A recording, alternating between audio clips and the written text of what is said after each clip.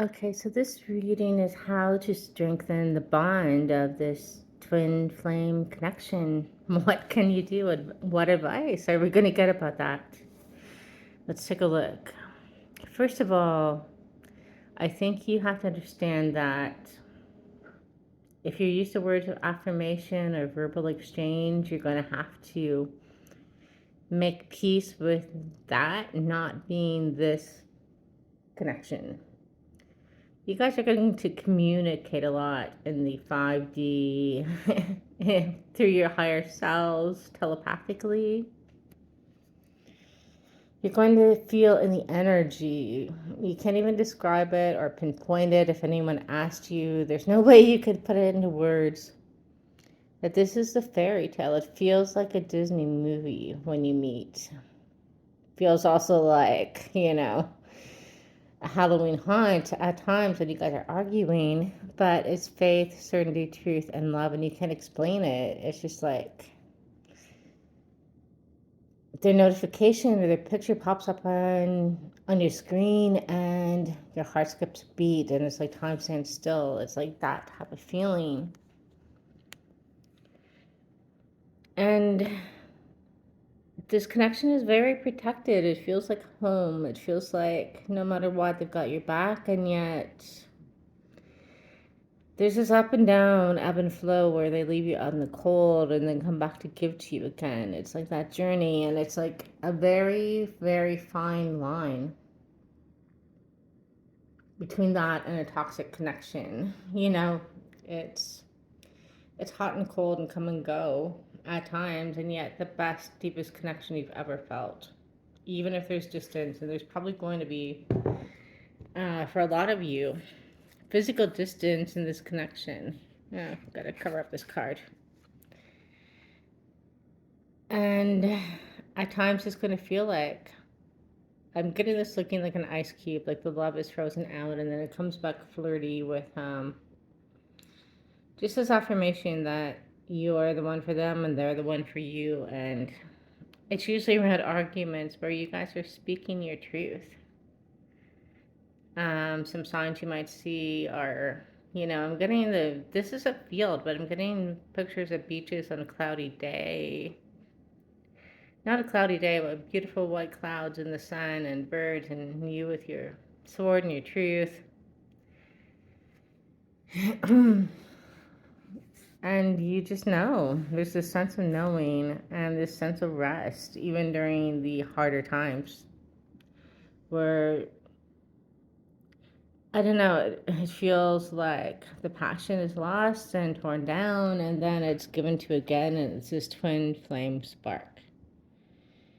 Um, you both need to know that what triggers this connection to be left out in the cold is this doubt. I think you both have this like possessiveness over this connection, which is and is not healthy. It points to the pain of past loves that you lost and this healing, the need to think that they have moved on to a third party.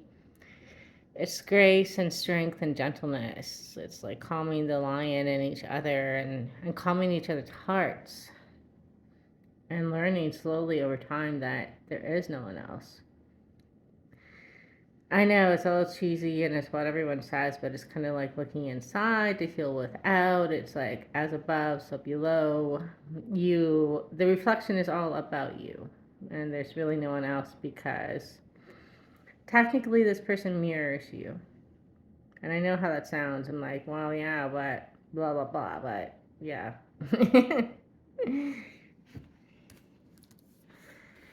And it's kind of, I would say, essentially what puts this aside from a toxic relationship is when there's a difference between abuse. Yes, there's hard times, there's things that people may lash out with, whether healing, but at the end of the day,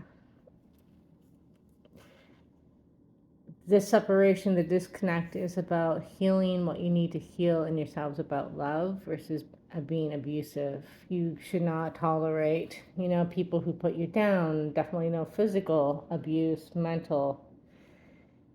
You have to step back and see if this person is actually hurting you or just hurting. And that takes discernment, and that's difficult. But on this twin flame journey, the number one thing, besides the immense passion and the immense love that you're going to know, is that this is a divinely guided connection that is, when you balance the scales and weigh it all out, is positive in nature. Because it makes you look at yourself and it makes you rise to your potential. It catalyzes change in you so that you can emerge as your best version no matter what, whether they're with you, whether they're not. You embody this energy of having everything you need, the keys to actually your own heart.